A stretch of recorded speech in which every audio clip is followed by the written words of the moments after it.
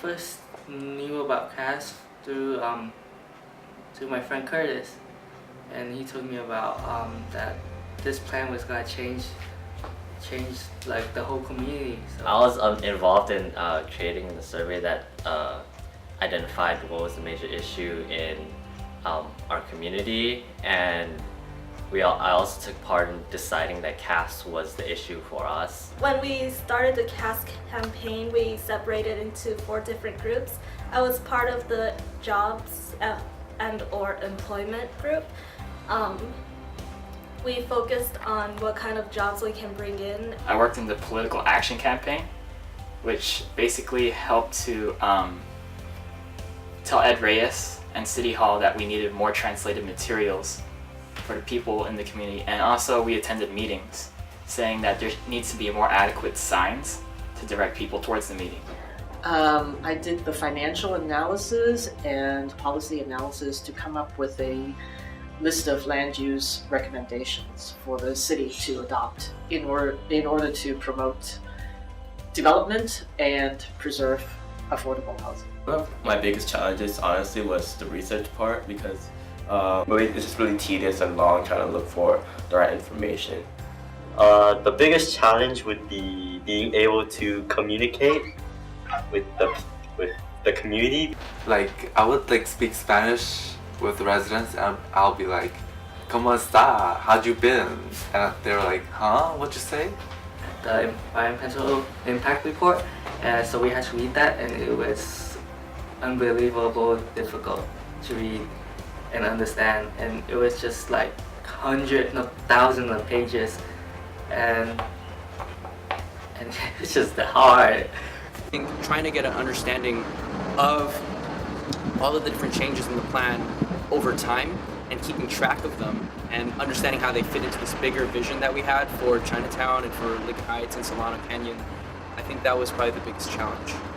I think my absolute favorite memories are all the times that I was able to sit in a room with experts like Sissy and Remy and Joan Ling, Yasmin Tong, and sort of think through the plan itself. I just came up to him and asked, "Hey, Ed Reyes, can I have a hug?" And he said yes, so I hugged him, and I remember that. I like going to hearings, at least the city council hearings, because we had to give PowerPoints to the city. It gave us the feeling that we had the power to make a difference, and we were actually talking to city council, so it was kind of a big thing. Sitting down, and Lucy, one of the youth leaders, started talking about the city's density bonus ordinance. And this is a very convoluted ordinance that tons of attorneys don't even know what it means or how to interpret things.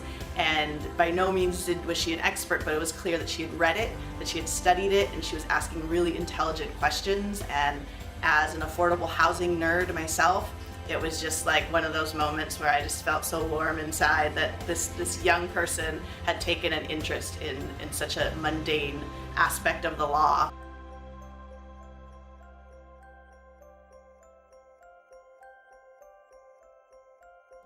Winning the campaign means a lot to me because that would mean that a lot of families that are originally here would be able to stay. Winning with me, life would be a little bit easier for low-income family and immigrants. Winning CASP is one step closer to what they want.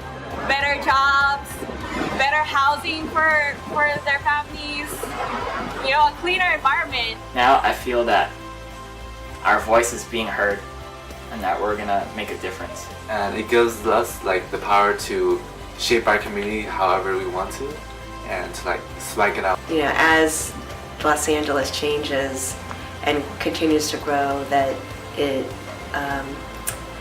that we make room for people who are low income. School students are showing the city that you can be, just because you're 15 doesn't mean that you don't know stuff, that you can't learn stuff, that you can't make a difference in your community. I think that we were able to prove to everyone that with dedication, hard work, and some smart kids, you could accomplish a lot. And for this youth group to have come to this point where they're actually setting national precedent to keep our community strong and livable and affordable, I think it's historical. So it feels a little bit like a revolution.